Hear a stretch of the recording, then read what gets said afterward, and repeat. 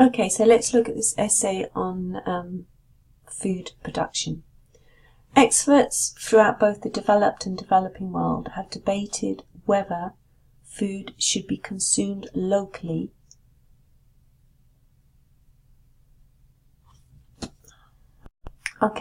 So experts throughout both the developed and developing world have debated whether food should be consumed locally for the sake of the ecosystem and economy or imported. You need to have that contrast in to show both sides so that you show from the beginning you understand the essay title.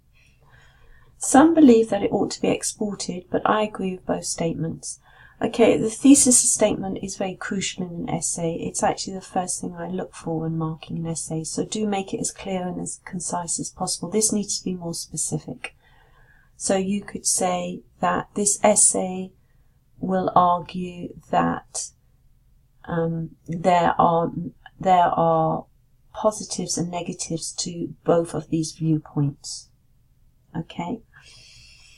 On the one hand, advocates of exporting, okay, you need to say exporting food. So on the one hand, advocates of exporting food believe that it has a myriad of, so you have to say a myriad of benefits for the producer, exporter and country. Okay. With regard to the producer, if a seller sells his commodity in the international market, he or she can earn you can say he or she can earn ample money because it's actually uncountable, so delete the an and the of. But I would prefer he or she can earn considerable amounts of money. To cite an example, produce, you need produce because you're talking about food, you're not talking about manufactured goods. To cite an example, produce that is sold on the global market is generally bought at a high price by the consumers, and the same items, when sold locally, are purchased at lower prices. Okay, so you need to be careful of your articles there. In addition to that, in this process, tax collected by virtue of, okay, then I see nothing, so you haven't finished this sentence, so I can't correct it because I don't know what you're intending to say. Therefore, it is conclusively clear that this way of selling and you put aid, a well of selling aid in earning ample amount of money. Okay, we need to change this sentence. So you could say, therefore, it's conclusively clear that exporting food can be economically beneficial. Okay, so you need to change the way you structured the last sentence is not correct grammatically as well. The other thing is you've used the word ample quite a few times. Notice you've used it previously in this paragraph. Try and avoid repeating words like that. Find synonyms. Use the academic word list to find suitable academic style words. And you get extra points for showing your vocabulary, so take advantage of that and show that you have a wide vocabulary. There are so many different words here for ample. You can have considerable, a significant amount of money. There are plenty of synonyms that you could check in the dictionary. On the other hand, opponents state that this business has, and I don't like this word, okay, I wouldn't use that. So opponents state that this business, sorry, what business? You do need to clarify, and topic sentences have to be extremely clear, okay? So, do you mean the business of importing or the business of locally produced food? So it's not clear to the reader, okay? So you could say, on the other hand, opponents of imported food argue that it has a negative impact on the environment, or you could say on the environment or on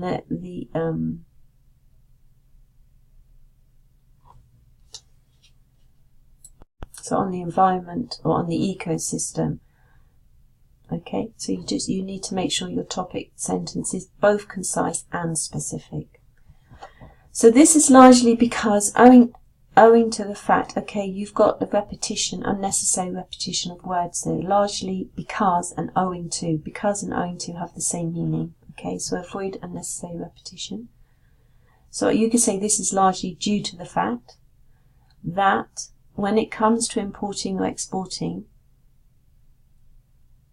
food, you do need a noun. Pollution is caused indirectly. Okay. For instance, when a ship transports goods from one continent to another, without a doubt it exhausts, I wouldn't say exhausts, it emits poisonous, so the correct verb is emits. It emits poisonous fumes into the air. As a consequence, air quality degrades. Okay, that's fine.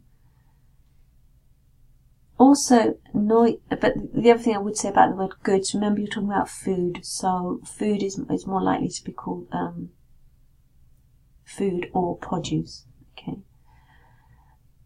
Also, noise pollution is generated up to a great extent. So we wouldn't say generated up.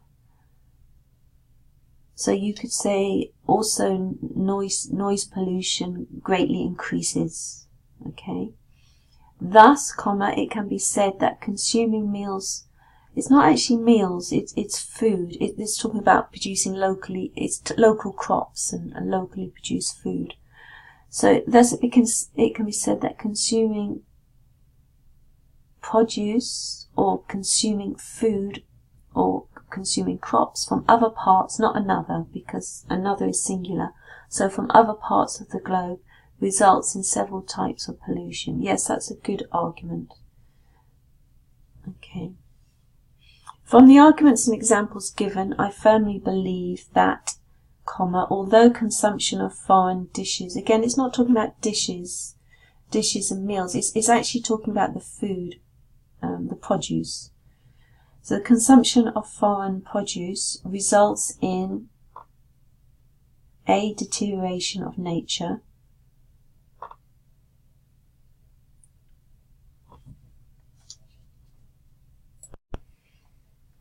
it provides a number of benefits to the farmer and the country, country, you can say that actually. Okay.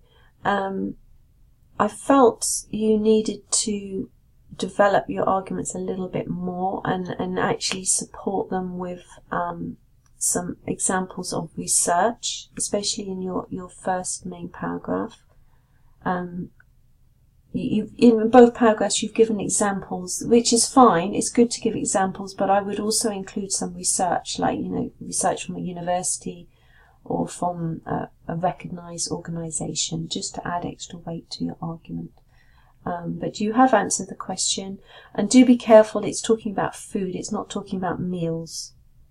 Okay, so that they are two different things. But overall, a good effort. Okay, let's look at this letter about missing an examination. Dear Sir, could be Madam, dear Sir or Madam.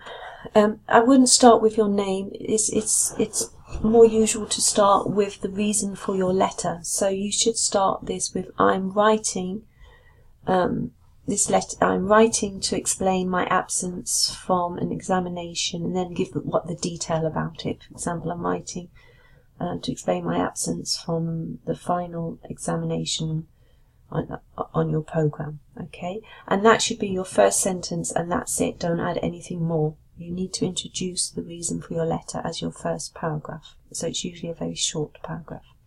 And then you can give your name. So that would be the next stage, and that actually follows the order given in the actual task question. Okay. So then you could say, my name is Arsh Deep, and my roll number and case number are. Then that's fine. That part is fine. I'm a student.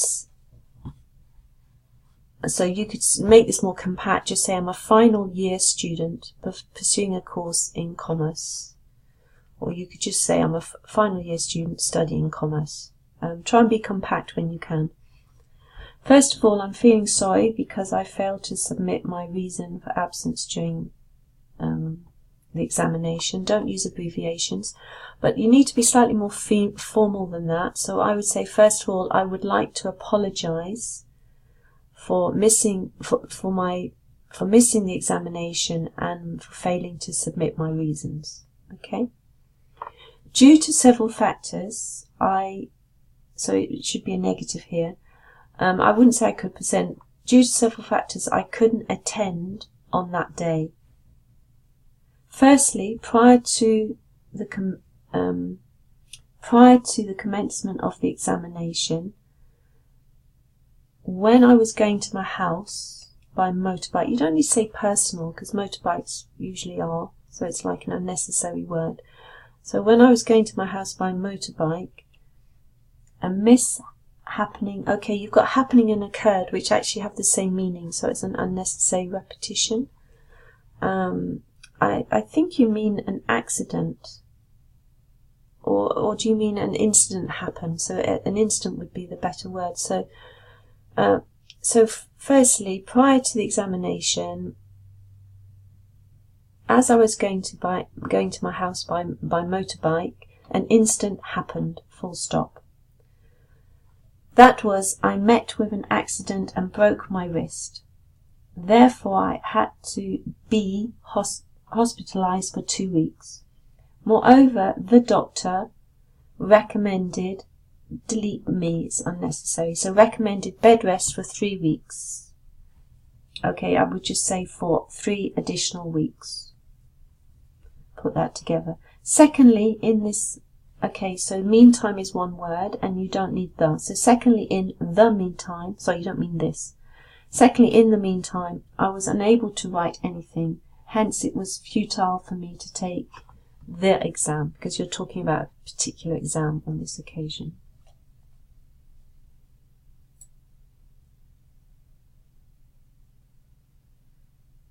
Therefore, considering my situation, I request, you don't need you, so I request, instead of saying request, I think it would be more polite to say, I would like you to, okay, so therefore, considering my situation, I would like you to reconsider my case and allow me to not reappear, you could say allow me to sit the exam. Okay, normally we say to sit an exam. I hope you will act in my favour. I wouldn't say that at the end, I would just say I look forward to your response, so keep it more formal, okay. Yours faithfully, Arsh, because yours faithfully is very formal language, so you should keep your style quite formal as well. Okay, you have fulfilled the task here. I would say overall try and be more concise in your language, avoid unnecessary repetitions, and restructure your introduction. Okay.